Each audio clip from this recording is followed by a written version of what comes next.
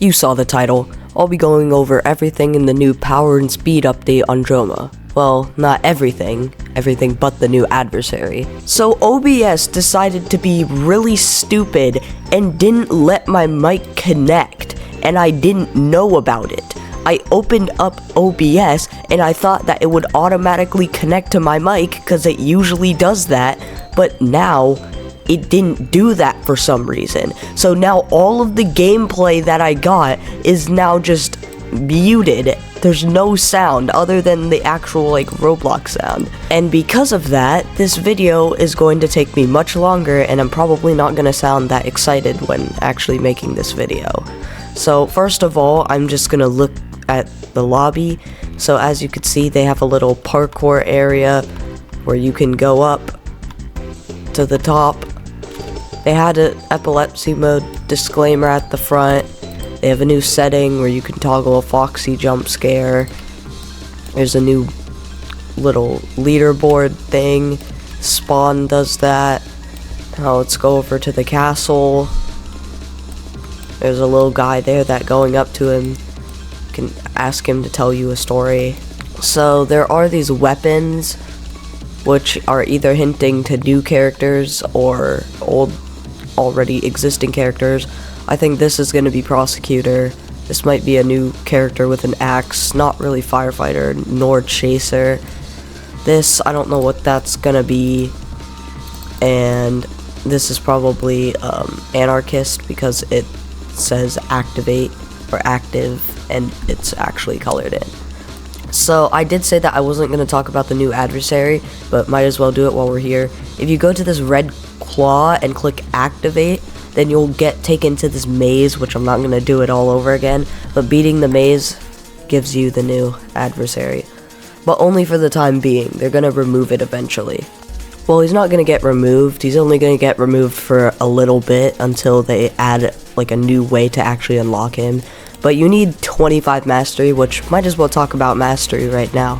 So mastery is this new system to kind of tell how experienced a player is. So one level of mastery is equal to 30 actual levels on a character. So a level 100 character would be 3 mastery levels or 3 mastery, and all of them total up. So once you get 25 mastery, aka just get all of these characters total up to 25, then you can go to the red claw and do the maze. Otherwise you can't do it. You need 25 mastery, and it's invisible right now unless you do the math, then you know how much you have. It's invisible right now, but they will add a system where you can actually see it. Now over here is the art. So I guess since the game is going on, it's Death Watch, it's gonna be kind of dark. I'm not gonna go through exactly all of them, but you can just see as I walk by what they look like.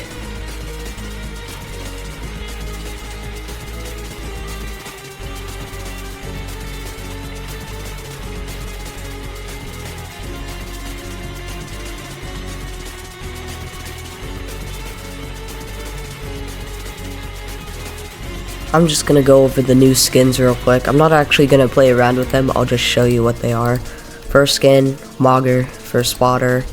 Next skin, Hazard Firework, which I actually kinda like this skin, it's pretty cool. Dullahan got 2 new skins, Void Envy, and this Flaming Dullahan skin, just in case. Sin got an actual skin, Void skin, which I think it's supposed to be based off of the crown. I forgot what it was called, but it's the one that Noli wears. I forgot what it was called, but it's supposed to be based off that. Never mind, it's from a tower defense game. And that's it for skins. I'm gonna quickly summarize Guest and Brawler's rework. Not Anarchist though, because I literally just made a video on him a few days ago. Okay, starting with Guest, his stamina is 80, but his stamina regen is just terrible. It is terrible. Passive is that he gains negative stamina, or his stamina will recover faster when in the negatives, but honestly that is not a good trade. The stamina regen is still terrible. Okay, kick, it's basically literally just a kick, but it can chain into different things, like doing kick and dodge roll goes to a stronger kick, doing kick twice goes into a sweep, and doing dodge roll then kick will go into a strike. Dodge roll, it's basically just the dash, but goes farther and takes more stamina. Yeah, 40 stamina. And rush, got a big change. First, there's the supportive version where you just run really fast and you can pick up survivors along the way.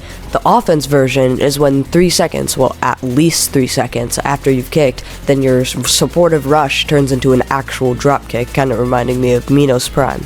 Now for the Brawler rework. So first off, they made it so that punch now can be chained, which I think is really cool. You can chain it multiple times before it goes on cooldown. I think it's really cool. It's basically like Guest's kick, so they kind of made them both a little similar, but I think it's really cool.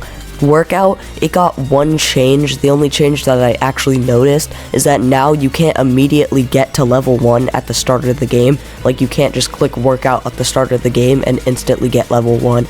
You now have to wait a little bit because it now has a short cooldown before you can actually use workout.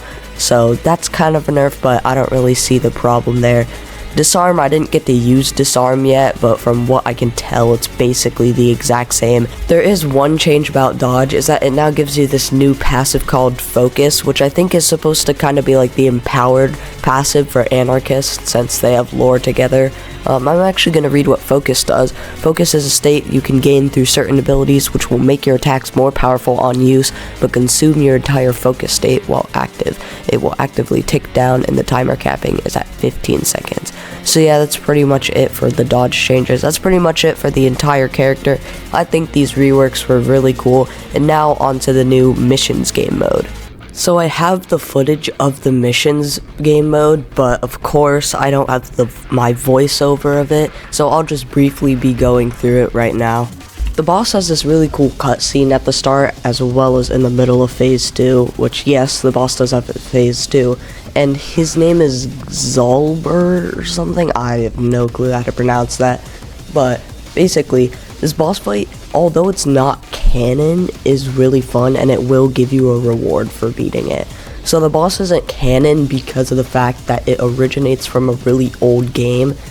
Like, it's almost like a one-to-one copy, not like a one-to-one copy, but it is almost exactly the same, but it will stay in the game for a reward. Beating the boss gives you a badge that lets you unlock a survivor, like a badge survivor who isn't out yet. I think it's going to be Prosecutor, but it's probably going to be someone else. The boss isn't really that hard. All you need is just a good team and you can easily beat it. The neat thing is you get server retries, because after you lose you get an option to retry the fight up to I think 3 times. Mainly because per server there's an hour-long cooldown until you can get mission again, so I think that's really cool. I'm not going to go too in depth on the fight, so technically the video is over, but if you want to stay and keep watching, then feel free to.